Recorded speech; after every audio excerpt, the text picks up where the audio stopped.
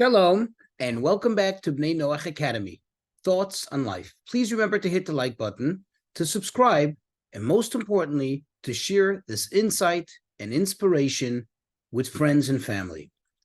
So, if one is familiar with any of the biblical/Jewish festivals, one knows that there are no festivals that are greater than 7 days.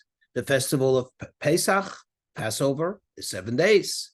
The festival of Sukkot is 7 days, followed by another festival, which is only 1 day.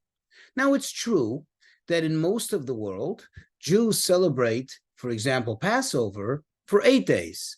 But that's not because it is an 8-day holiday, but that's because there is an added day for the diaspora, which is a separate discussion.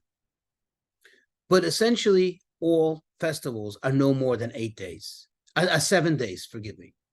However, Chanukah is a festival that from the start was established to be celebrated throughout 8 days.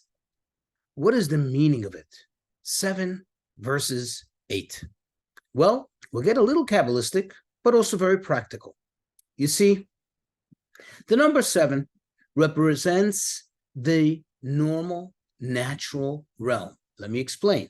It represents godliness, godly power, as it has manifested itself and become embodied, so to speak, in the natural world, or as we know it Kabbalistically, become concealed through the workings of nature.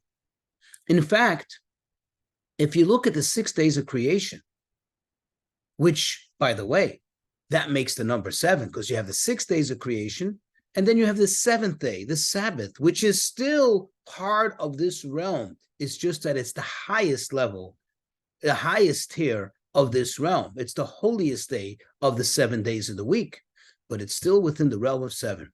Now, if you look at the 6 days of creation, over and over again, it says, Vayomer Elokim.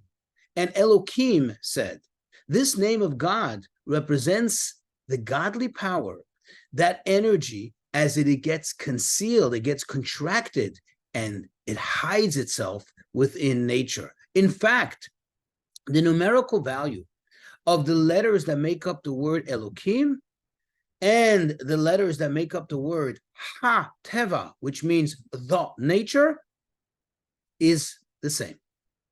Thus, Elokim is perhaps a moniker for God as he is concealed in nature. However, the number 8, which is one above 7, that represents the supernatural. That represents already a state of godliness which is beyond the limitations of nature.